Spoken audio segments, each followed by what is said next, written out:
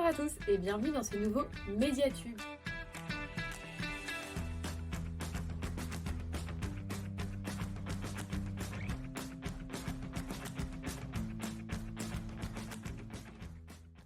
Bonjour à tous.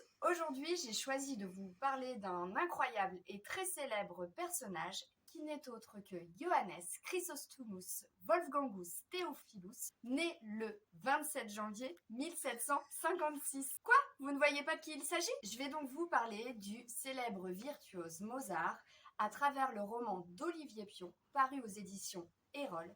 Mozart, un roman ébouriffant. C'est parti.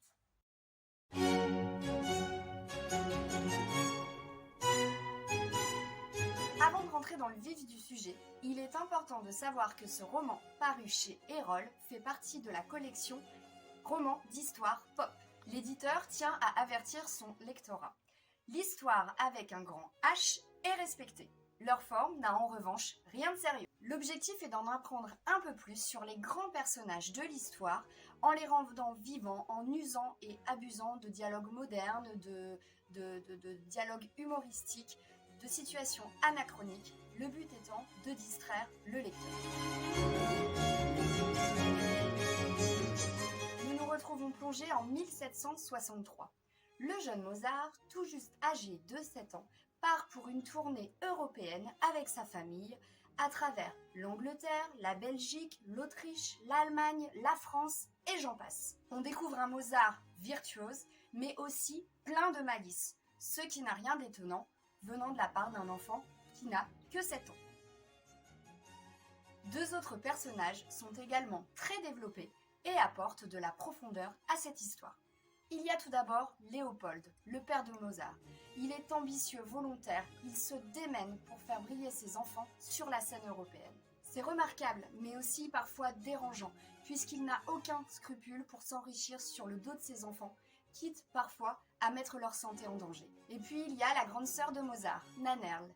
Elle est pleine d'esprit et n'a pas sa langue dans sa poche. C'est une musicienne très talentueuse, mais malheureusement, les attentes sociales de l'époque pour les femmes vont contrecarrer son avenir. Le petit Mozart va très vite devenir le centre des préoccupations musicales de la famille, et quant à Nannerl, elle se verra reléguée au second plan, celui d'une femme d'intérieur. On s'attache alors énormément à ce personnage victime d'injustice. Je referme ce livre avec une légère pointe de frustration. En effet, seule une très courte période de la vie de Mozart nous est racontée. J'aurais également aimé que l'auteur s'attarde sur la vie de Mozart adulte. En revanche, quelle incroyable vie digne d'une rockstar en pleine tournée. Le style est fluide, léger. On rit, on est ému, on est impressionné. Bref, quel incroyable personnage.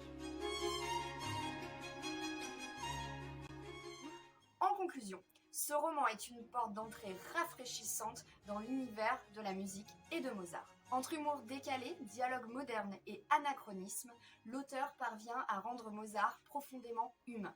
Un roman à la fois instructif et divertissant qui nous permet d'en savoir plus sur ce fascinant personnage. Et voilà, c'est terminé pour aujourd'hui. Alors si vous souhaitez en découvrir plus sur nos coups de cœur, n'hésitez pas à vous rendre sur la chaîne YouTube de la Médiathèque.